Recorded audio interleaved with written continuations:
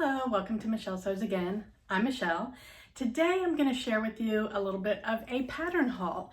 These are some patterns that I've bought, pretty much since the beginning of this year. I was going through this morning and making sure that they were all loaded into my Trello account, and I did get quite a few of these sent to PDF plotting yesterday so that I have them, because there are a few of these that I would like to get started on sooner than later. So if that sounds interesting to you, then please stay tuned. Okay, so I have 18 patterns to share with you actually. So I'm not going to spend too much time on each of them. I'll get into them as I sew them and have more thoughts on them. So, all right, so the first one is from Green Style Creations. This is the first pattern that I've ever bought from them, and it is the Brighton pullover. And I bought it because it reminded me of that really fun McCalls poncho that all of my sew sisters have made, and I hadn't been able to get my hands on it. So I bought the Green Style Creations version. It's just a turtleneck, kind of poncho looking, really loose top, and I think it will be a lot of fun. It'll be a great layering piece for me to take when I go to Ohio. It'll be a great layering piece here in Florida, those 5 days a year that it gets really cold. So I'm looking forward to making that one, and that is one that I sent to PDF plotting. Then Something Delightful, the website, was having a sale this week, and so they had McCalls patterns on sale for $4.99. Well, I had forgotten that I bought the Brighton pullover, and they finally had the McCalls 8241, which is the poncho that all my sew sisters have sewn, that I've been trying to get my hands on, my size, and hadn't been able to find it. My Joann's didn't have it. The website has been out of my size for a long time. Well, they finally had my size, so I bought it. It was $4.99. And as I was going through and cleaning up all of my downloads, I realized I had the Brighton pullover. Oh well, that was a done deal. So I've got both of them. So maybe I'll do a compare and contrast for you guys. That might be fun. So so I got the McCalls 8241, and because shipping is like $7, I was like, well, let me see if there's anything else that I want. And there is. There was the McCalls M8358, which is a Laura Ashley dress. It looks really pretty. It's not a style that I have typically gravitated to, but I'm trying to go a little bit outside of my comfort zone. And it is a dress. It's a very feminine dress. It's got I believe an elasticized waist. And after trying the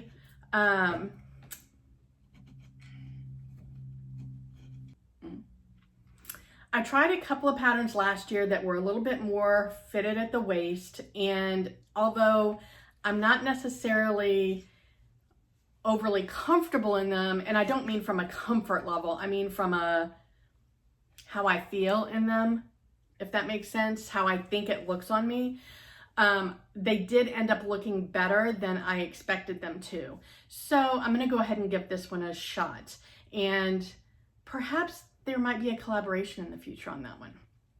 Okay, so then I also went on the Fiber Mood website because my friend Sarah from Naughty Gnome Crafts has recently done a video on her top 5 entry-level or beginner-friendly sewing patterns from indie companies, and one of the tops that she shared was the Ayla from Fiber Mood, and that looks like it's just right up my alley. In fact, it's very similar to this one, although this is very oversized and super long. So what I'm wearing is this is a McCalls pattern. I'll have to put the pattern number on the bottom of the screen, but it's an oversized long. It's a Mimi G pattern. I did this in collaboration with Talisha from Creativity by T back in September for Sew Purple to End ALZ. And I'm not 100% finished with it. I'm just wearing it today to see how I feel about it. I haven't put the buttons or the buttonholes on, and I haven't hemmed the bottom. I'm feeling like I'm gonna cut it shorter because I just feel like I don't want to wear it as a duster. I have a lot of dusters. I think I want to cut it shorter. And I think I want to nip it in on the sides because it's super oversized. So I'm just wearing it today to kind of get a feel of what I think I want to do with it. But the Ayla pattern is similar to this, but I know I like fiber mood patterns. So thank you, Sarah, for recommending that one, and I'm going to give that a try. I also tried I bought two other patterns. It's the Harper top, and obviously I'm putting line drawings and hopefully model photos for all of these, but I really love the detail of the yoke, how it comes, it's kind of curved, and then the yoke is gathered into the shirt, into the bodice, which is backwards from what you usually see. So I thought that one looked really interesting. And I also got the Amber, which is going to be a great top for here in the spring, summer months in Florida. It's a short sleeve, and it's a half placket. And that one is a knit, whereas the Ayla is a woven. So I'm excited about all three of those. I sent all three of those to PDF Plotting. Then I've got quite a few from Seamwork. And the reason that I have all of these is because I got a notice from Seamwork that I have a lot of unused credits. And when I got that notice, I was at 20-something, 27 maybe unused credits. Now I discontinued my membership last year, but I still have a ton of unused credits. They only release like 2 patterns a month, and if you don't like the pattern, then your credits just start piling up. So what I did was I went through and I downloaded a lot of patterns that some of them I would have downloaded if I had seen them when I got the credits. Some of them I've downloaded because they're like, okay, maybe, and I already have the credit, so I might as well. It's not like it's costing me any more than I've already paid, but I might not have veered toward them otherwise. So I'll just kind of run through them really quick. The first one I downloaded is the Savannah, which is a lace camisole. And this is not a pattern that I really necessarily would want to make because it's kind of just a basic that I would probably, if I felt like I needed a lace camisole in my wardrobe, I would probably buy it. But I went ahead and downloaded it. I figured this way, if I found some really beautiful, like special fabric, that this could be worth giving a shot, and it's probably not too difficult. The next one that I downloaded is the Florence, which is a bra. Now, this is a bra without support, but there are ways to hack it. In the description, it says that you can modify it to include underwire or other types of support.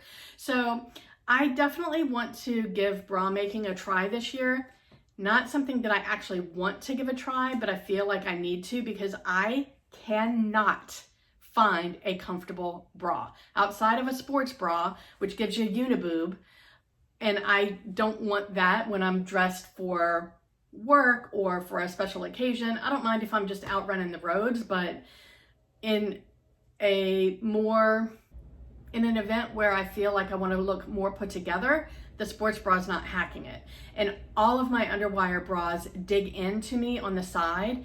And I feel like when I first looked into bra making, when I felt like I needed to try all the techniques, which I no longer feel that way, I did read that what was interesting to me was that you really should buy your underwire based on your breast shape. And that's never been highlighted to me when I was bra shopping. It's like it either has underwire or it doesn't. And so the fact that there could potentially be different shapes of underwire was very intriguing to me.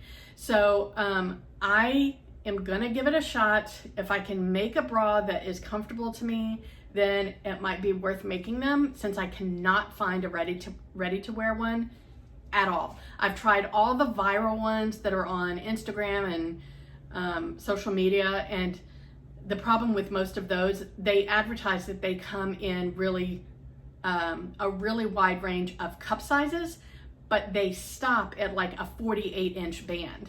And that's where my problem is, partially, is the band size. So we'll see. I'll start with the Florence since it was part of my subscription anyway. The next pattern that I downloaded is the Mesa, which is just a basic knit shift dress. Not really more to say about that. What are you doing? Hercules got a haircut yesterday. Shut my baby. He's being a little needy right now, aren't you? Okay, so the next one that I downloaded was the Lisbon, which is a lace slip. I thought maybe I would make like a special nightgown or something. I don't know if I'll end up making that or not, but at least I have it if I ever decide. Then I bought the Lady Gray, which is a coat, and I didn't realize until I was downloading the instructions that this actually is one of their old Colette patterns, and it's stopped, the sizing stops right before my sizing. So I am still on the downtrend. I am 1 pound away from losing 30 pounds. So I'll get into that by the time I ever need this coat, but it is a gorgeous short wrap coat with the bottom of it is a little like skirt-like, and it's just beautiful. If you need a dressy coat, it's really beautiful. So I have that one. The next one that I downloaded is the Ellie, which is just a basic Henley knit top. The next one is the Oliver, which is just a basic boat neck top. It's long sleeve. I think it's lantern sleeve, so a nice basic. The next one is the Floor Wrap Cardigan. I thought this one was nice. I haven't done a lot of wrap style clothes. I did the Wildwood wrap dress, which I didn't love the way that that fit me, but I do love, love, love that dress. So I think a wrap cardigan could just be a really nice layering piece to make and take to the office with me when I go, because they keep those they keep those meeting rooms like super cold. The next one that I have is the Hollis Surplus Sweater. This one is, again, not one that I would typically download, but I feel like I hear people say that that style is flattering on everyone, which I'll be honest, I don't think that anything like that exists that is flattering on every body style. That's my personal opinion, but I do feel like I want to give this a try. So I downloaded that one. I do think I'm going to end up lengthening it because it does look like it hit at the top of the waist, and that's not where I like my tops to fit or hit me. The next one I'm actually kind of excited about. This is the Danielle blouse, and it's a V-neck button-up blouse with a frill at the neck. And I think that the plus size model in this blouse looks gorgeous. So I don't make a lot of dressy blouses, but I feel like I might want to make this one in like a special silky type, not a real silk, but like a silky type fabric. I don't know. I might give it a try. And then the last one that I got from Seamwork is the Denise coat. I feel like this one is right up my alley. Again, not something I need in any time in the near future, but I really like the detail with the seam in the, like across the front. I think it would be a great option for color blocking. And maybe in a boiled wool, like make it unlined. I don't know. We'll see. And then the last pattern that I bought in January is the Heather Blazer from Friday Pattern Company. And I have resisted this one. I really haven't been interested in it. And then I saw Teresa from Lost My Thread. She had made one and I just really liked it. I think that this could be something I won't wear on a regular basis, but when I go to the office in Ohio, I think it would be a great piece to take with me as a layering piece, again, for those cold office days. So that's it, guys. That's my pattern haul. I'd love to know, have you made any of these? What are your thoughts on them? And do you have any questions about them? I will, as I make them, I will do pattern reviews and give you my thoughts on them. But if you have any questions sooner than that, let me know. Yeah, that's all I have to share. Wherever you are, I hope the weather's amazing. I hope you're able to get some sewing in, and I will talk to you next time. Bye.